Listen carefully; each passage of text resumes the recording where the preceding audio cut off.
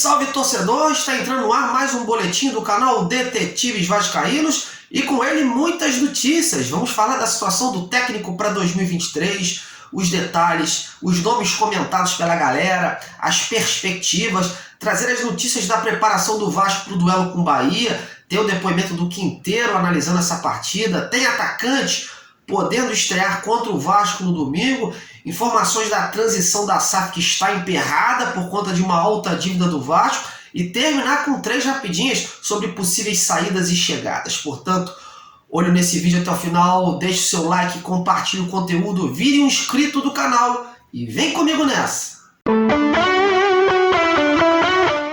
Bom, e após a permanência assegurada do técnico Emílio Faro para a sequência da Série B, o torcedor vascaíno vive agora a expectativa do nome que o Vasco e a 777 pretendem buscar mais à frente. Estrangeiro, ofensivo, conhecedor de sistemas defensivos sólidos, vitorioso, um nome fora da caixa, enfim, todo santo dia temos visto nas redes sociais ou em grupos de amigos especulações e mais especulações de nomes que seriam apropriados para o Vasco.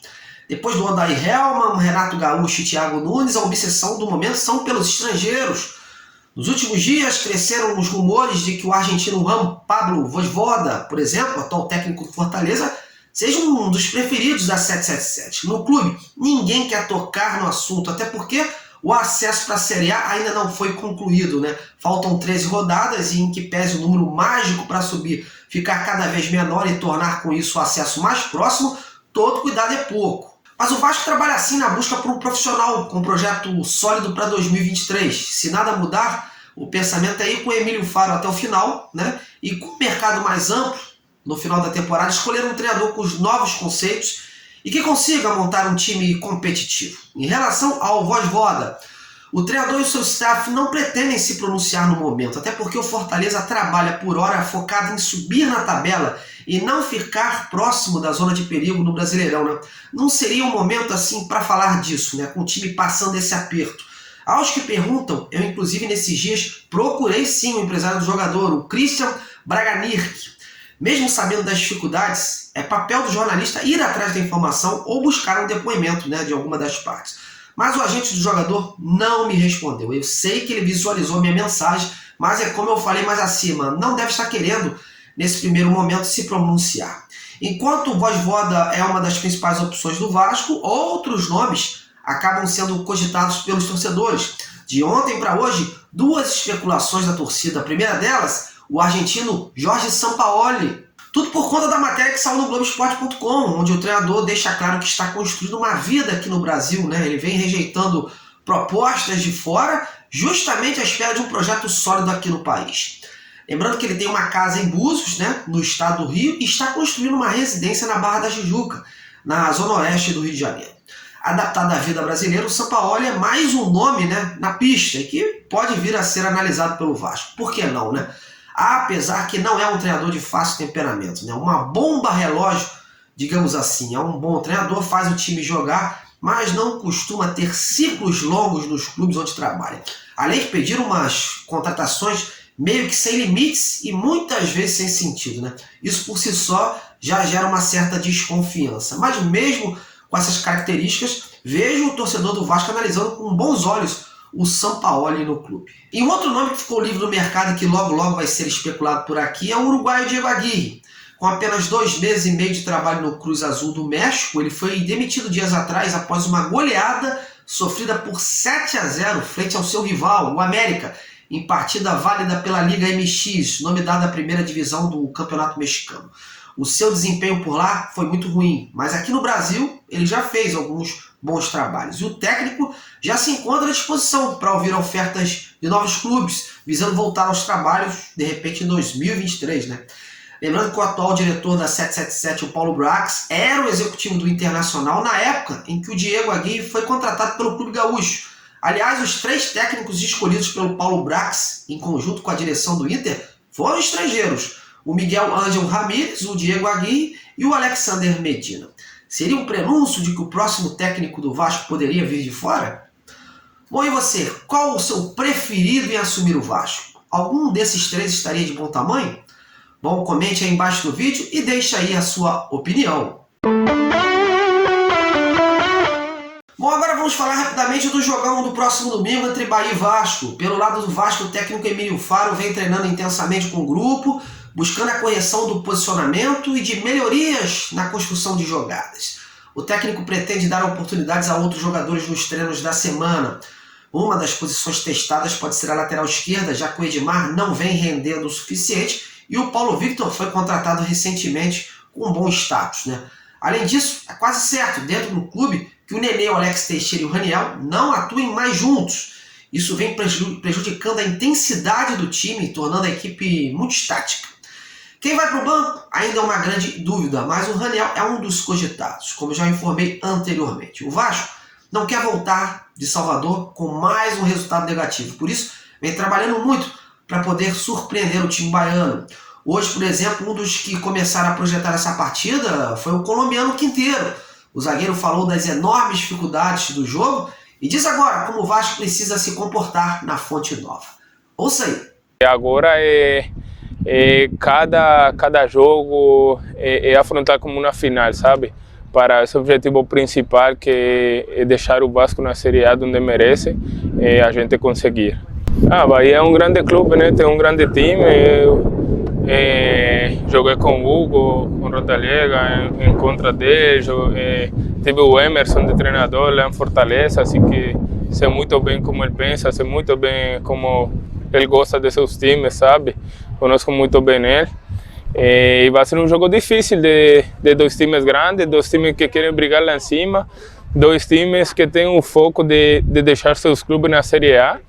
Assim que vai ser uma final, sabe? A gente tem que afrontar assim e a gente vai com essa vontade de ir por os 3 pontos fora de casa, né? Conseguir um bom resultado lá para chegar depois aqui em casa contra o Guarani e fazer um grande jogo aqui com a nossa torcida também. E o Bahia também treina com afinco para pegar o Vasco, hein, meus amigos? Por lá o trabalho está sendo de recuperação de jogadores e de busca de melhorias no setor ofensivo. E por falar nesse setor, o técnico Anderson Moreira nos últimos dias com mais 2 opções, os atacantes Ítalo e Caio. A dupla está regularizada e já treina com o grupo e pode estrear na partida do próximo domingo contra o Vasco. O Ítalo, aliás, veio do Bragantino e por lá foi o principal artilheiro. Com 34 anos, ele fez 158 jogos e 51 gols marcados com a camisa do Bragantino. É um dos jogadores, portanto, que podem fazer sua estreia já contra o Vasco, mesmo que inicie no banco de reservas, já que a concorrência por lá, nesse setor, é enorme. Lembrando que o Bahia já tem o Hugo Rodallega, o Everton e o Matheus Davó, artilheiro do time, na Série B com 7 gols. Bom, mudando de assunto, meus amigos, o Vasco vive uma tremenda dor de cabeça para resolver, hein? Um impasse de última hora para finalizar os trâmites burocráticos para a transição da SAF. A 777 pretendia encerrar o processo de transição no início de setembro, portanto já na próxima semana, mas para isso o Vasco precisava, dar andamento ao registro da empresa, primeiramente na Federação Carioca, em seguida na CBF. Porém, uma alta dívida do Clube Cruz Maltino com a FERJ no valor de R$6.800.000 está impossibilitando a progressão do negócio. A FERJ já bateu o pé e só irá dar andamento ao processo caso o clube pague a dívida que tem com a entidade. Isso, inclusive, está no artigo 8, referente à criação da SAF nos clubes, lá na federação, ou seja, a necessidade de regularização de todos os débitos existentes em nome do clube em questão. O Vasco reconhece a tal dívida, tanto que no último balanço financeiro, divulgado em abril deste ano, consta que os valores são relativos às despesas operacionais de jogos de futebol, principalmente no exercício de 2017. As tratativas estão em andamento e há inclusive a possibilidade de repactuação da dívida, ou seja, o Vasco poder pagar o valor de entrada e parcelar o restante. O Vasco solicitou hoje um pedido de reconsideração à federação por essa decisão e que será analisado nesta quarta-feira. O clube espera um sinal positivo. Lembrando que com o registro nas entidades, os próximos passos seriam a transferência dos ativos do Departamento de Futebol para a SAF e também a transferência de 70% das ações para a 777. Isso sem falar no compromisso da empresa americana em injetar R$120 milhões após a conclusão do negócio.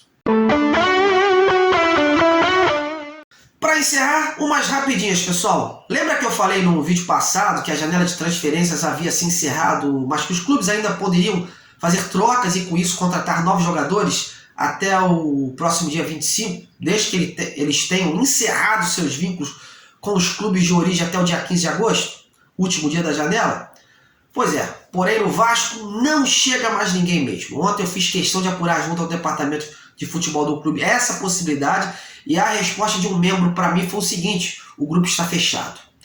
Bom, agora vamos falar do atacante Zé Vitor, encostado no Vasco. Olha, apesar do otimismo dos representantes do atacante por um desfecho positivo visando uma transferência do atleta para o Paços de Ferreira de Portugal, a situação não se concretizou. O Vasco bate o pé de uma venda, né? Ao passo que o clube português não quer, no primeiro momento, botar dinheiro no negócio. E tentou de todas as maneiras chegar a um acordo com a equipe carioca. Portanto, por hora, não haverá negócio. Lembrando que o Zé Vitor tem contrato com o Vasco até abril de 2023, mas está fora dos planos do clube e da atual comissão técnica. Agora, resta os empresários do jogador correrem contra o tempo em busca de uma oferta vantajosa para o Vasco.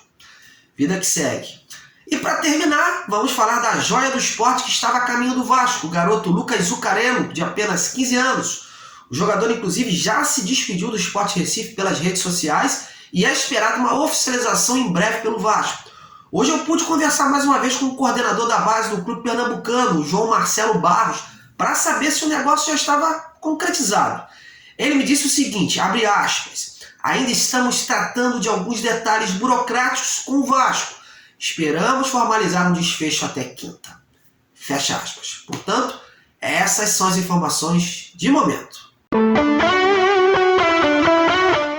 Bom, galera, ufa, quantas informações, não é mesmo? Agradeço a cada um de vocês a audiência e indique esse vídeo a outros torcedores. Vamos em busca de mais para o canal. A você, meu muito obrigado, um grande abraço e em breve estou de volta, hein? Até a próxima!